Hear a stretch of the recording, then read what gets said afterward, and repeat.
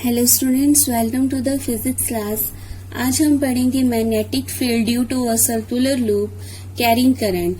इसमें आपके पास दो केसेस बनते हैं। फर्स्ट है जब पॉइंट लाई करेगा on the axial line, observation point जो है आपके पास वो है on the axial line. And second case है जब ऑब्जर्वेशन पॉइंट लाई करता है at the centre of the circular loop.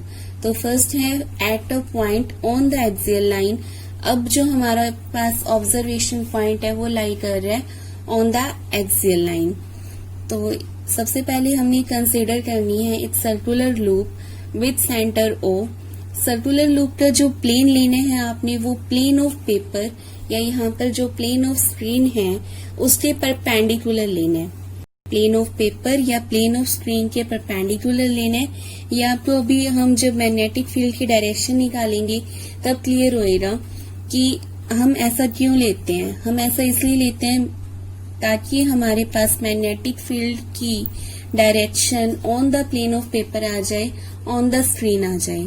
तो हमने सर्कुलर लूप लेनी है perpendicular to the plane of paper. अगर आपका प्लेन ऑफ पेपर XY मान रहे हो तो आपने सर्कुलर लूप का जो प्लेन लेना है वो Z के अलोंग लेना है। क्लियर? सो इसकी रेडियस एज्यूम कर लेते हैं हम A है और इसमें से I करंट फ्लो कर रहा है। P is the observation point which lies on the axial line of the circular loop and OP is equal to है आपके पास H। P एक्सियल लाइन पे लाई कर रहा है, देयरफॉर जो एंगल बनेगा A और H से बीच में वो बनेगा 90 डिग्री। P और जो ऊपर आप स्मॉल लेंथ एलिमेंट मान रहे हो उनके बीच का डिस्टेंस मान लेते हैं R है। ऑब्जर्वेशन पॉइंट जो है आपका वो R डिस्टेंस पर है। Now since A is very small, so जो आपके पास DL और R के बीच में एंगल बनेगा वो बनेगा 90 डिग्री। A स्मॉल है, रेडियस स्मॉल है as compare to the H। जो P का डिस्टेंस है फ्रॉम द सर्कुलर लूप वो ज्यादा है in comparison to A। That's why DL और R के बीच में एंगल बन जाएगा 90, जैसा कि मैंने फिगर में शो किया हुआ है। सो आपके पास अब यहाँ पर मैग्नेटिक फील्ड की डायरेक्शन निकाली हुई है। मैग्नेटिक फील्ड की डायरेक्शन होती है आपके पास DL cross R। DL cross R, जो DL है वो आपका Z के लोन आ रहा है, R प्लेन ऑफ पेपर पर दिखाया हुआ है। सो DL क्रॉस R आएगा आपके पास in the plane of paper perpendicular to the R, because DL तो हमेशा ही प्लेन की ऑफ पेपर के परपेंडिकुलर ही रहना है। तो सिर्फ R परपेंडिकुलर आएगा in the plane of paper. तो आपके पास DB की ये डायरेक्शन आ जाएगी।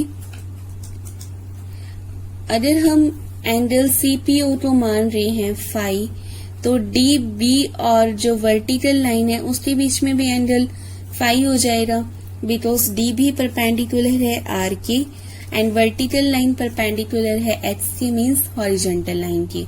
नाउ आप DB को दो कंपोनेंट में रिजोल्व कर सकते हो, DB cos phi and DB sin phi. Phi के साथ वाला कंपोनेंट बनता है हमेशा cos फाई, तो ये बन जाएगा DB cos फाई और अलोन हॉरिजॉन्टल आ जाएगा आपके पास DB sin फाई। राइट? ऐसे ही जैसे आपने ऊपर लेंथ एलिमेंट कंसीडर किया था, डायमेट्रिकली अपोजिट एंड पर भी एक लेंथ एलिमेंट कंसीडर कर सकते हो। सो एट पॉइंट D एक और लेंथ एलिमेंट हम कंसीडर कर रहे हैं, जिससे वजह से मैग्नेटिक फील्ड की डायरेक्शन इस साइड से आ जाएगी। अब इस मैग्नेटिक फील्ड को भी हमने कंपोनेंट में रिजोल्व करना है। सो वही सेम एंगल आएगा phi, because same circular loop है, सेम लेंथ एलिमेंट आप कंसीडर कर रहे हो और सेम ऑब्जर्वेशन पॉइंट है। सो सेम DB आएगा और DB के कंपोनेंट्स भी सेम आएंगे, DB cos phi and DB sin phi. Now आप देखो DB cos फाई है जो वो इक्वल एंड अपोजिट है, अलग अलग डायरेक्शन में लाई कर रहे हैं ना, अपोजिट डायरेक्शन में। सो DB cos फाई तो कैंसिल आउट हो जाएगा, बचेगा क्या? Only DB sin phi. और DB sin फाई आपके पास, जैसे अभी तो आपने सिर्फ दो टर्म लेंथ एलिमेंट कंसीडर किए थे, तो आपके पास DB sin फाई दो बार आया। ऐसे ही यहाँ पर number of infinite number of length elements बनेंगे और for the two diametrically opposite length elements dB cos phi हमेशा कैंसिल होता जाएगा एंड dB sin फाई हमेशा ऐड होता जाएगा। Clear? dB sin cos phi है जो वो इक्वल एंड अपोजिट है, सो वो हमेशा कैंसिल आउट करेगा एक दूसरे को और dB sin फाई आपका ऐड होके नेट भी देगा।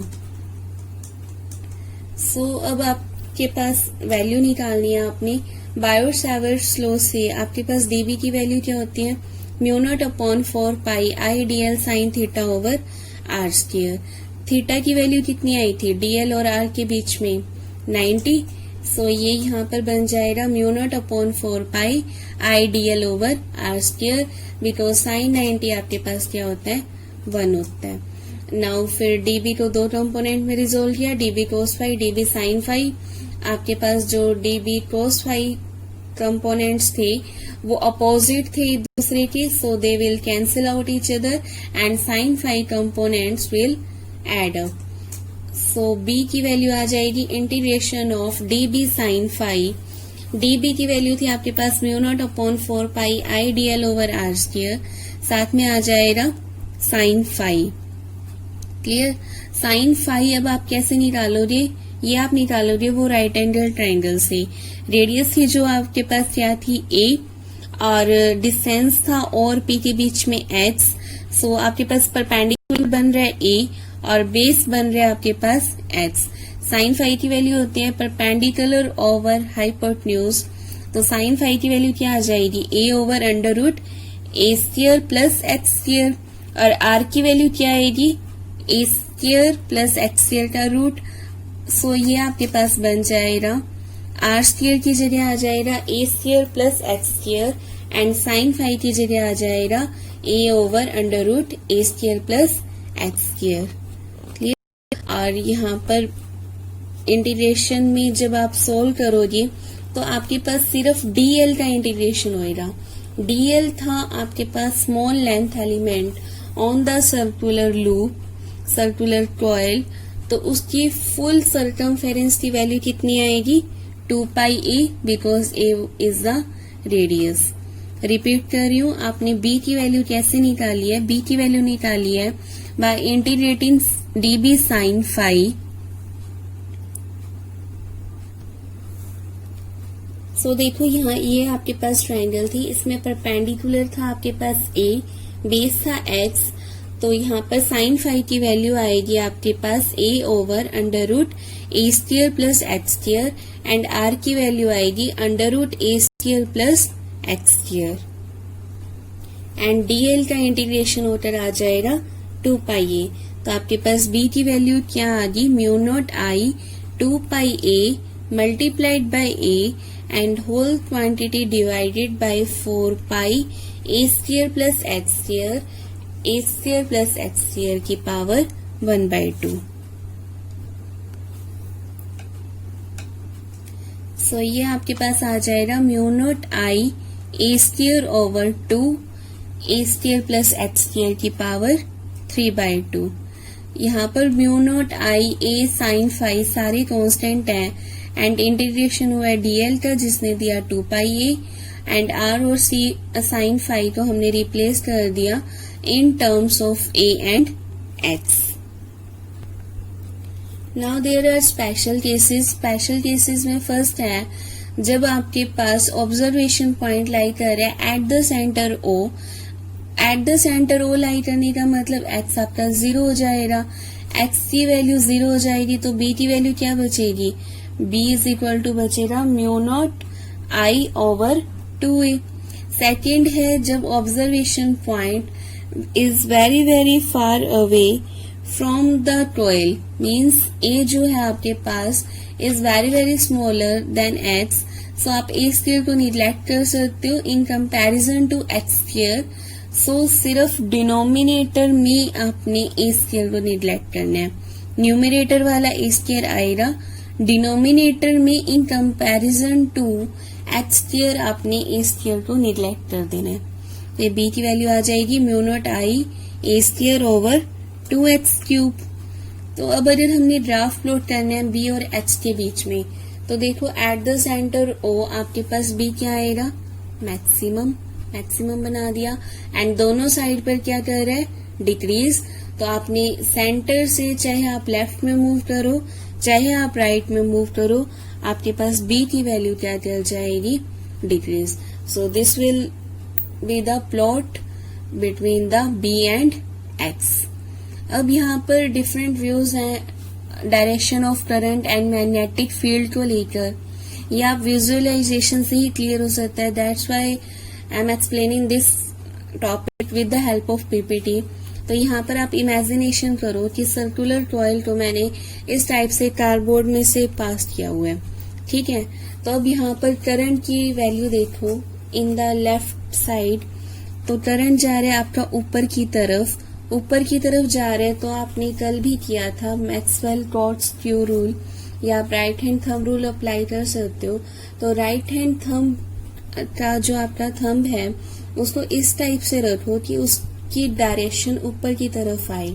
तो आपकी जो कर्वेचर ऑफ फिंगर्स है, जिस डायरेक्शन में आपकी फिंगर्स कर्ल करेंगी, मैग्नेटिक फील्ड उसी डायरेक्शन में आएगा। तो यहाँ पर लेफ्ट साइड में आपके पास मैग्नेटिक फील्ड की डायरेक्शन इस टाइप से आ जाएगी। कैसे आएगी, ऑन द कार्डबोर्ड आएगी, एंड ये आएगी आपके पास एंटी क्लॉकवाइज डायरेक्शन में। क्लियर। एंड राइट कॉर्नर पे देखो करंट जो है आपका वो डाउनवर्ड डायरेक्शन में जा रहा है, डाउनवर्ड डायरेक्शन में जा रहा है मीन्स जो आपका राइट हैंड का थंब है आपने वो डाउनवर्ड डायरेक्शन में करना है। जब आप राइट हैंड के थंब को डाउनवर्ड डायरेक्शन में करोगे तो आपके पास जो फिंगर्स की कर्लिंग आएगी वो आएगी in the clockwise direction. That's why magnetic field की भी डायरेक्शन क्या आएगी, क्लॉकवाइज। ये आपने 2 लूप्स तो फुल बनाई हुई हैं एंड बाकी हमने हाफ हाफ छोड़ी है बिकॉज वो आउट ऑफ द कार्डबोर्ड आएंगी। तो ये आपके पास आ जाएगी मैग्नेटिक फील्ड की direction due to the circular loop of a coil, ठीक है। इसको आप इस टाइप से भी अज्यूम कर सकते हो कि आपने सर्कुलर लूप मानी हुई है, तो सर्कुलर लूप के अपर एंड और लोअर एंड पे निकाल लो, तो जो बीच में आपके पास मैग्नेटिक फील्ड की डायरेक्शन आएगी वो इस टाइप से आ जाएगी। इसमें भी सेम वही करना है, राइट हैंड थंब रूल निकालना है। तो ये डिफरेंट डिफरेंट इमेजिनेशंस हैं जो आपको फर्दर न्यूमेरिकल्स में काम आएंगी। ओके, नाउ नेक्स्ट है हमारे पास B at the centre of the loop. अगर आपने मैग्नेटिक फील्ड कैलकुलेट करना है at the centre of the loop तो आप कैसे करोगे, ये हमने सर्कुलर लूप मानी है, इसका सेंटर है O एंड रेडियस है A। अब आपने इसमें से जो मैग्नेटिक फील्ड डिटरमाइन करना है वो करना है एट द सेंटर O। तो let I be the current flowing through the circular loop and DL हमने मान लिया स्मॉल लेंथ एलिमेंट। अब आपको पता है हमेशा टेंजेंट और रेडियस के बीच में एंगल कितना बनता है, 90 डिग्री। सो ये आपके पास एंगल आ जाएगा 90 डिग्री। अब यहाँ पे आप मैग्नेटिक फील्ड की डायरेक्शन कैसे निकालोगे, मैग्नेटिक फील्ड की डायरेक्शन आप निकालोगे bye applying right hand rule. Cross product में आप कैसे डायरेक्शन निकालते हो, राइट हैंड रूल से ना। क्या करते हो, सबसे पहले अपने राइट हैंड की फिंगर्स को अलाइन करते हो in the direction of first vector, then इसको कर्ल करते हो in the direction of second vector. First vector यहाँ आपके पास है DL एंड सेकंड वेक्टर है R। तो सबसे पहले अपनी राइट हैंड की फिंगर्स को रखो अलोंग DL, देन इसको कर्ल करवा दो R के अलोंग, ठीक है। तो जो आपका थंब आएगा वो पॉइंट करेगा इनवर्ड, तो ये आपके पास आ जाएगी DB की डायरेक्शन। इनटू द प्लेन को आप दिखाते हो क्रॉस से, तो यहाँ पर DB की डायरेक्शन आ गई आपके पास perpendicular to the plane of paper, because plane of paper की तो परपेंडिकुलर आनी ही थी, बिकॉज DL और R जो है वो आपका on the plane of paper है। तो perpendicular to the plane of paper further directed है इनवर्ड। क्लियर। सो यहाँ पर वही बता रखे कि प्लेन ऑफ पेपर है जो वो लाई कर रहे हैं ऑन द प्लेन, एंड जो डायरेक्शन है वो करंट की वो है क्लॉकवाइज। तो डायरेक्शन ऑफ मैग्नेटिक फील्ड क्या आ जाएगी आपके पास, perpendicular and into the plane. अब यहाँ पर बायर सावर्ट्स लॉ लगा दो। DB की वैल्यू क्या थी आपके पास, mu naught upon 4 pi I D L sine theta over A square, R square था, यहाँ पे आर की जगह ए है, थीटा यहाँ पर भी कितना बन रहा है 90, तो डीबी की वैल्यू आ जाएगी mu naught upon 4 pi I D L over A square, angle क्या था 90। सो अब आपने अगर बी निकालना है फॉर द मतलब आपने यहाँ पर स्मॉल लेंथ एलिमेंट डीएल था, उसी वजह से मैग्नेटिक फील्ड आया डीबी। अगर आपको पूरी सर्कुलर लूप की वजह से मैग्नेटिक फील्ड चाहिए तो आप इंटीग्रेट करवाओगे डीबी तो आपके पास बी आ जाएगा। B is equal to integration of DB, DB की वैल्यू पुट कर दी mu naught upon 4 pi I D L over R square, तो इंटीग्रेट करवाओगे डीएल की जगह आ जाएगा 2 पाई ए, तो यहाँ पर इसको कैंसिल आउट करके बचेगा बी की वैल्यू म्यू नॉट आई ओवर 2a। ठीक है, यहाँ पे आपके पास सर्कुलर लूप कंप्लीट थी, तो डीएल की जगह आपने जब उसका इंटीग्रेशन किया तो पुट किया 2 पाई ए। अगर मैं इसका 1/2 पार्ट ले लूं, मतलब सेमी सर्कुलर लूप ले लूं, तो आपके पास पाई आ जाएगा, और सेमी सर्कल से भी हाफ ले लूं तो क्या आ जाएगा पाई/2। 3/4 ले लूं तो 2 पाई इंटू में 3/4 कर दो, तो जितना एंगल आपको गिवन हो आपने डीएल की वैल्यू उसी के टर्म्स में लेनी है। कंप्लीट 2 पाई के लिए डीएल की वैल्यू आती है 2 पाई आर, बट जितना एंगल बनता है एट द सेंटर उसको रेडियस से मल्टीप्लाई करने पर आपके पास डीएल की वैल्यू आएगी।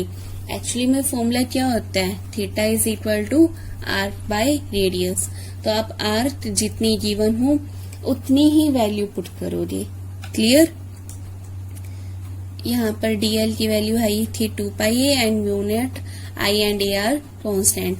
नाउ बी और ए के बीच में अगर आपने प्लॉट ड्रॉ करना है तो वो क्या आएगा, ग्राफ कैसा आएगा, ए की इनवर्सली प्रोपोर्शनल है, तो सिंपल आपके पास ग्राफ इस टाइप का। देन नेक्स्ट टॉपिक है आपके पास Ampere circuital law. Ampere circuital law की स्टेटमेंट क्या है, द लाइन इंटीग्रल, ये क्लोज कर्व को दिखाता है। इंटीग्रेशन पे जो आपने सर्कल सा बनाया है ये दिखाता है क्लोज कर्व को। तो the line integral B dot D L for a close curve is equal to the mu naught times the net current I threading through the area bounded by the curve. जो आप curve draw करोगे उसके अंदर जितना भी area आएगा उसमें जितना भी नेट करंट होएगा उसकी मल्टीप्लाई कर दो म्यू नॉट से। बी डॉट डी एल का integration, line integration mu naught I के इक्वल आएगा। क्लियर?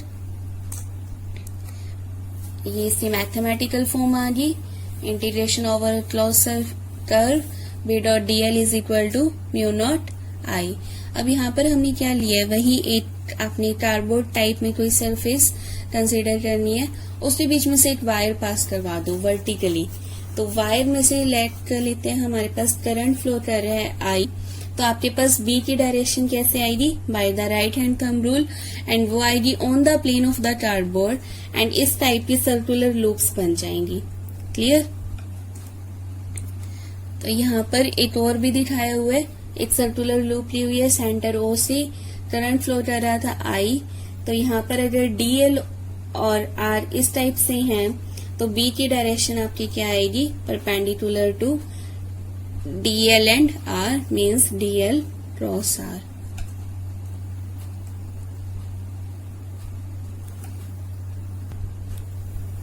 अगर आप सर्कुलर लूप दिखा रहे हो ऑन द प्लेन तो आपके पास करंट बाहर की तरफ आ जाएगा। जो ये हमने कार्डबोर्ड पर सर्कुलर लूप दिखाई थी अब वो हमने ऑन द प्लेन दिखा दी। So current is emerging out and magnetic field is anti clockwise. अब हमने इसका प्रूफ डिस्कस करना है एम्पियर सर्किटल लॉ का। सो जैसे आप मैथ्स में करते हो, लेफ्ट हैंड साइड को सॉल्व करवा दो, अगर राइट हैंड साइड आ जाती है तो हमारे पास एम्पियर सर्किटल लॉ प्रूव हो जाएगा। सो लेफ्ट साइड में आपके पास क्या है, integration of B dot D L है, तो वो लेके चलते हैं बी डॉट डी एल। तो यहाँ पर बी और डी एल के बीच में एंगल कितना बन रहा है, 0। सो ये आ जाएगा integration of B dot D L cos of 0। That's why हमने एक और फिगर बनाई थी ताकि आपको ये एंगल क्लियर हो जाए।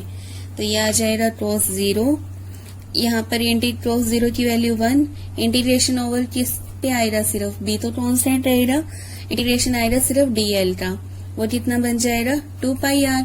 तो b डॉट dl की वैल्यू क्या आ रही है, b इंटू 2 पाई r आ रही है। अब b की वैल्यू आप निकाल ही चुकी हो। Magnetic field induction produced at a point p at a distance r निकाला था आपने, क्या आया था, mu naught i over 2 pi r। तो ये आ जाएगा mu not i over 2 pi r multiplied by 2 pi r। 2 pi r cancel out, b की वैल्यू आ जाएगी म्यू नॉट i। क्लियर। सो इसकी एक एप्लीकेशन है एम्पियर सर्किटल लॉ की, magnetic field at the centre of straight solenoid. Solenoid आपको पता है क्या होता है, सोलेनॉइड में क्या होता है, आप एक लॉन्ग वायर लेते हो और उसको वाउंड करते हो in the form of helix. जैसे स्प्रिंग आप देखते हो, हेलिकल स्प्रिंग होते हैं ना, उस टाइप से आपने उसको वाउंड करवाना है। और क्या करना है कि जो उसकी लेंथ है वो लार्ज बनानी है as compare to the diameter.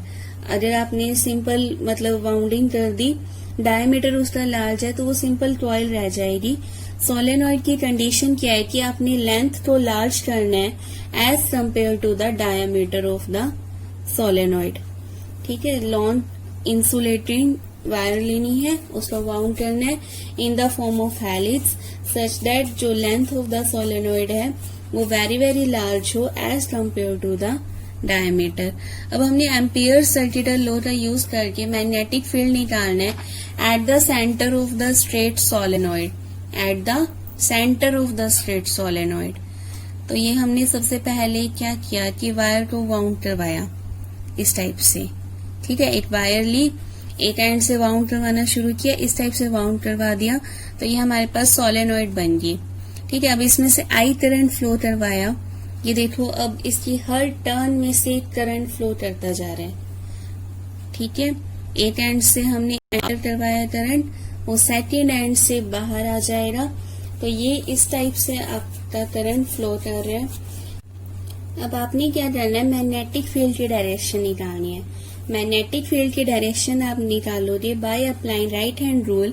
तो जब आप अपनी राइट हैंड के फिंगर्स को इन सर्कुलर कॉइल्स के अलोंग अरेंज करोगे तो आप देखोगे कि जो आपका थंब है वो जाएगा फ्रॉम लेफ्ट टू राइट, तो मीन्स मैग्नेटिक फील्ड की डायरेक्शन आ जाएगी फ्रॉम लेफ्ट टू राइट। कैसे निकालोगे मैग्नेटिक फील्ड की direction, bye applying right hand rule, तो वो आ रही है फ्रॉम लेफ्ट टू राइट। ठीक है, अब आपने क्या करना है, मैग्नेटिक फील्ड निकालने के लिए ये ऊपर मैं बी दिखा रखे कि एरो कि ये लेफ्ट टू राइट आ रहा है। अब आपने मैग्नेटिक फील्ड निकालने के लिए क्या करना है, यहाँ पर एक रेक्टेंगुलर कॉइल इमेजिन करनी है PQRS सच दैट उसका हाफ पार्ट तो आए अंदर सोलेनॉइड की और हाफ आए बाहर।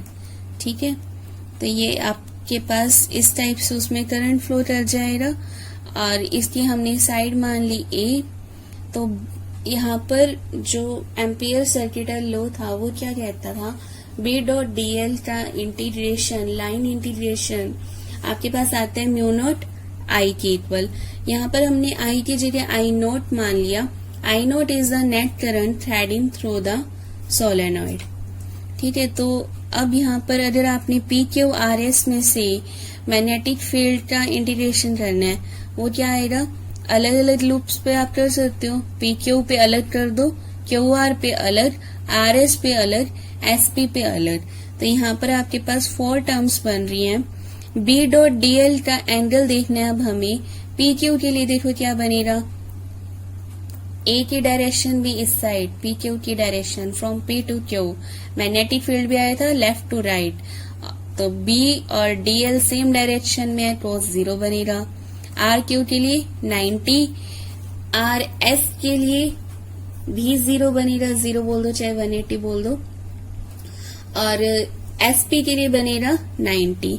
ठीक है, तो cos 0 की वैल्यू होती है आपके पास क्या 1 और 90 की वैल्यू होती है 0। बट RS जो है वो तो सोलेनॉइड की ही बाहर है, तो वहां तो मैग्नेटिक फील्ड वैसे ही 0 हो जाएगा। तो थर्ड टर्म में चाहे आप cos 0 बोलो चाहे 180, कोई फर्क नहीं पड़ रहा था, दैट्स वाई। तो ये आपके पास सिर्फ एक टर्म रह जाएगी पी क्यू वाली। पी क्यू में आपके पास बी बाहर आ जाएगा, इंटीग्रेशन हो जाएगा ओवर डीएल, वो आ जाएगा आपके पास ए। तो ये टर्म आपके पास क्या आ रही है, B dot A. And mu naught I naught किस इक्वल आएगा, राइट साइड इसकी क्या थी, म्यू नॉट आई नॉट। तो आपने नेट करंट लेना है, नेट करंट आएगा number of turns multiplied by length multiplied by current. Current कौन सा, जो विदाउट टर्न्स हम मान रहे थे, जो करंट एंटर कर रहा था वो था आई। तो ये आ जाएगा mu naught I naught is equal to mu naught N A I. I naught था जो आपके पास net current through the solenoid है, मीन्स सारी टर्न्स मिला दो, और आई था जो करंट एंटर कर रहा था। तो म्यू नॉट आई नॉट की वैल्यू आएगी mu naught N A I. Left side आई आपकी B dot A, right side आई mu naught N A I. अब आपने क्या करना है, इन दोनों को इक्वेट करवाना है। बी की वैल्यू आ जाएगी आपके पास mu naught N I. This is the formula for the magnetic field due to a straight solenoid. Clear. Then next है magnetic field due to a toroid. Toroid भी आपके पास सोलेनोइड की तरह ही होती है, बट यहाँ पर जो शेप है उसमें फर्क होता है, वो स्लेंडर सा था। यहाँ पर आपने सर्कुलर लेना है इस टाइप से, वही आपने वायर लेनी है, उसको वाउंड करवाना शुरू करना है। इस टाइप से वाइंडिंग आप करवाते जाओगे। आई करंट हमने मान लिया एंटर करा था, तो लिविंग करंट भी क्या आ जाएगा, आई आ जाएगा। सो ये आपके पास टॉरॉइड बन गई। स्मॉल लेंथ एलिमेंट कंसीडर कर लेते हैं, डी एल है। बी की डायरेक्शन क्या आएगी,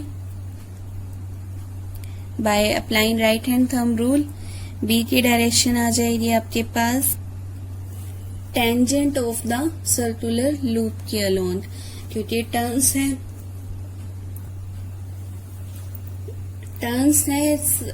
टेंजेंट के परपेंडिकुलर। सो बी आ जाएगा आपके पास अलोंग द टेंजेंट।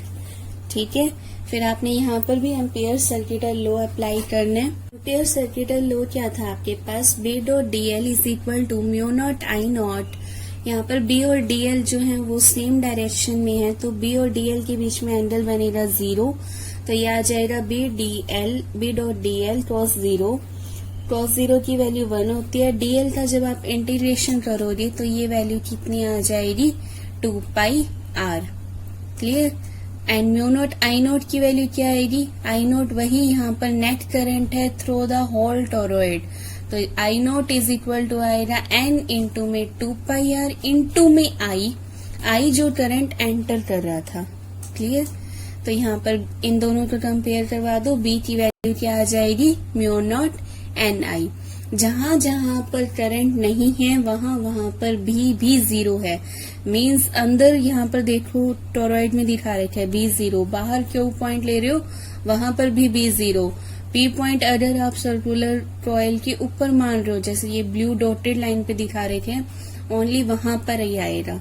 ठीक है, ये बात आपने न्यूमेरिकल्स में स्पेशली ध्यान रखनी है कि भी जहां पर करंट नहीं होगा वहां पे डायरेक्टली 0 कर दो। ठीक है। So this was all about the magnetic effect of current. Thank you so much.